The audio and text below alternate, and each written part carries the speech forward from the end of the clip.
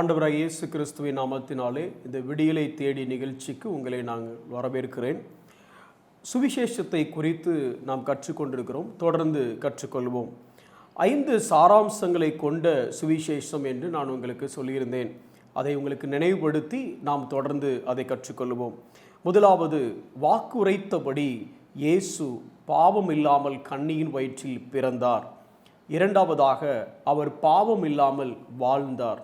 மூன்றாவதாக, நம்மளுடைய பாவங்களுக்காக அவர் பலியானார். நான்காவதாக, அவர் மரித்ததோடு மாத்திரம் அல்லாமல் அவர் உயிர்த்தெழுந்தார். ஐந்தாவதாக, அவர் பரமேறினார், மீண்டும் ஒரு நாள் வருவார்.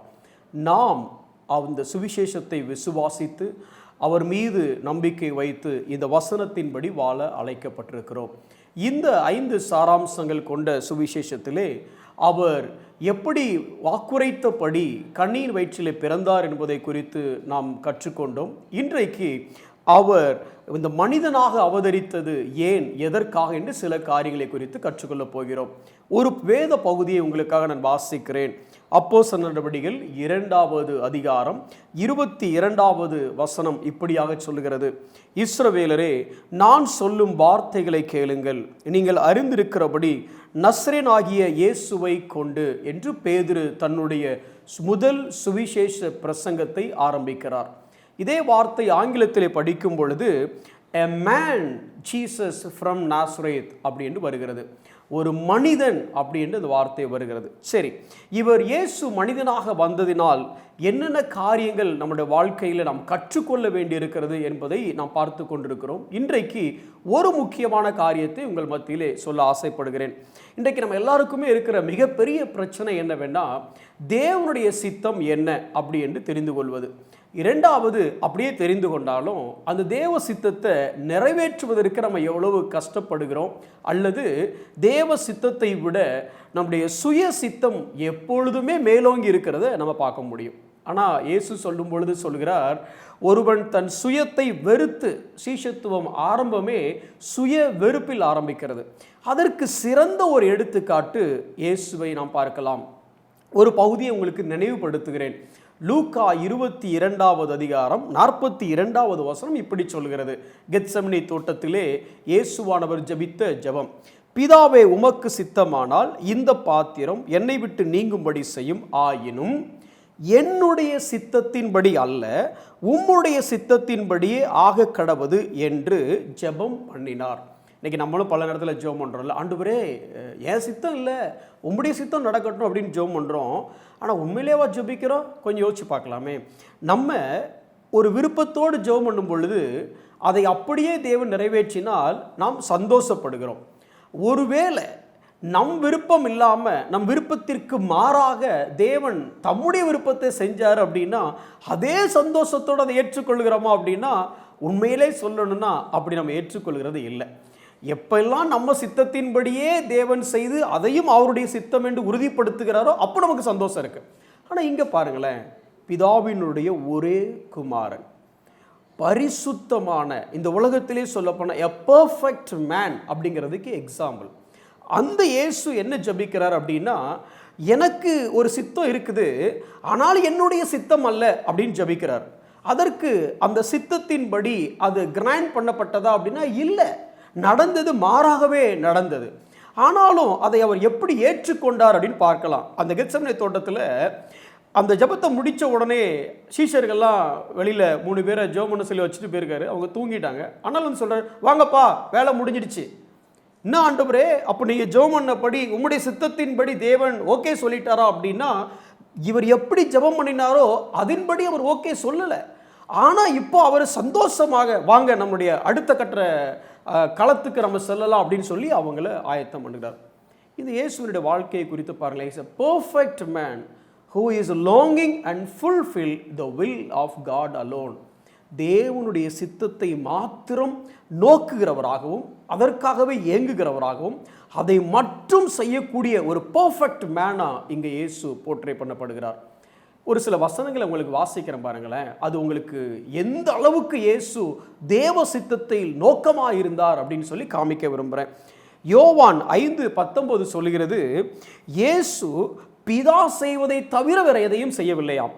யோவான் 5:30 சொல்கிறது, நியாய தீர்ப்பாக இருந்தாலும் நியாயம் செய்வதாக இருந்தாலும் எதை செய்தாலும் பிதாவின் சித்தத்தின்படியே மாத்திரம் செய்கிறாராம். யோவான் 6:38 சொல்லும் பொழுது இயேசு சொல்கிறார், இந்த உலகத்திற்கு நான் வந்ததே பிதாவின் சித்தத்தை செய்வதற்காக மாத்திரமே அப்படின்னு சொல்றாரு.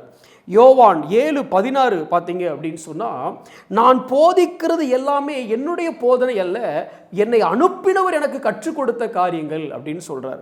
யோவான் 8:26 சொல்லும் பொழுது, என் பிதாவிடம் நான் எதை கேட்டுக்கொண்டேனோ அதைத்தான் இந்த உலகத்திற்கு சொல்லுகிறேன் அப்படின்னு சொல்றார். 8:28 சொல்றாரு, நான் எதை பேசுகிறேன் என்றால் பிதா எனக்கு கற்றுக் கொடுத்தவைகளையே பேசுகிறேன். அவர் தாங்க வார்த்தை. ஆனால் வார்த்தையோட வார்த்தை எப்படி இருக்கு பாருங்க.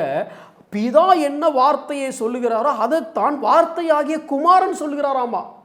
இன்னும் சொல்ற மாதிரி யோவான் 12:49 சொல்லும் பொழுது, பிதா சொல்ல சொன்னதை மாத்திரம் நான் பேசுகிறேன் அப்படிங்கிறாரு. யோவான் 14:10 சொல்லும் பொழுதும், நான் பேசுகிற எந்த வார்த்தை என்னுடைய சுயமான வார்த்தை அல்ல, பிதா சொல்லுகிற வார்த்தையவே நான் பேசுகிறேன். அப்போ கொஞ்சம் ரொம்ப சிம்பிளாக சொல்லணும், எப்படி சொல்லலாம், ஒரு பெர்ஃபெக்ட் மேன் இந்த உலகத்தில் வாழ்ந்த எ பெர்ஃபெக்ட் மேன் ஜீசஸ். இந்த உலகத்தில் அவர் எப்படி வாழ்ந்தார்னா, தேவன் சொன்னதை மட்டும் செய்வார், தேவன் எதை செய்ய சொல்கிறாரோ அதன்படியே செய்வார், தேவனுடைய சித்தத்தை செய்வதற்காகவே வாழ்கிறாரு. அவர் போதிக்கிற போதனை எல்லாம் தேவன் என்ன கற்றுக் கொடுத்தாரோ அதையே போதிக்கிறாரு. இன்னும் சொல்லப்போனால் அவர் பேச்சு, செயல், விருப்பம் எல்லாமே தேவன் என்ன சொன்னாரோ அதன்படியே இருக்கிறது. நாமளும் தேவ சித்தத்தை நிறைவேற்றணும்னு நினைக்கிறோம். இதே உலகத்தில், இதே விழுந்து போன உலகத்தில் வாழ்ந்த ஒரு பூரண புருஷனாகிய இயேசு கிறிஸ்து தேவ சித்தத்தை எப்படி நிறைவேற்றினார் அப்படின்னு சொல்லி பார்க்குறோம். இன்னைக்கு அது நமக்கு ஒரு பாடத்தை கற்றுக் கொடுக்கிறது. அவர் யார்? ஒரு சாதாரண நம்மை போல மனிதர் அப்படின்னு சொல்லிட முடியுமா? இல்லை. மனிதனாக இந்த உலகத்தில் வாழ்ந்தாலும் திருத்துவத்தின் 2வது நபராகிய இயேசு கிறிஸ்து. அப்படி இருந்த தேவனே அவர் பிதாவின் சித்தத்துக்கு தன்னை முழுவதுமாக விற்று போட்டதை நாம் பார்க்க முடிகிறது. பிதாவாகிய தேவன், குமாரனாகிய தேவன், பரிசுத்த ஆவியாகிய தேவன். பிதா சர்வ வல்லவர், குமாரன் சர்வ வல்லவர், பரிசுத்த ஆவியானவர் சர்வ வல்லவர். 3 தேவர்கள் இல்லை, தேவன் ஒருவரே.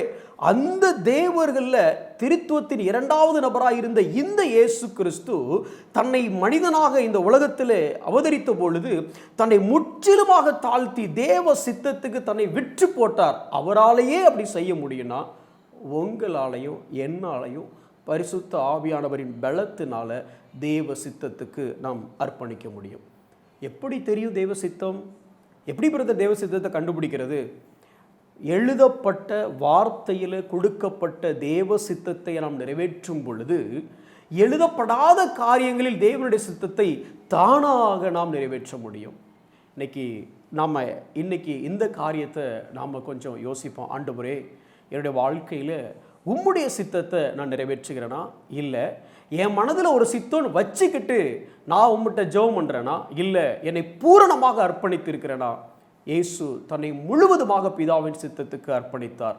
அப்படி அர்ப்பணிக்கப்பட்ட வாழ்க்கை வாழும் பொழுது ஆண்டவர் நம்முடைய வாழ்க்கையை நிச்சயமாக ஆசீர்வதிப்பார். கண்களை மூடி நாம் ஜெபிப்போம். அன்புள்ள ஆண்டவரே, உம்மை நன்றியோடு ஸ்தோத்திரிக்கிறோம்.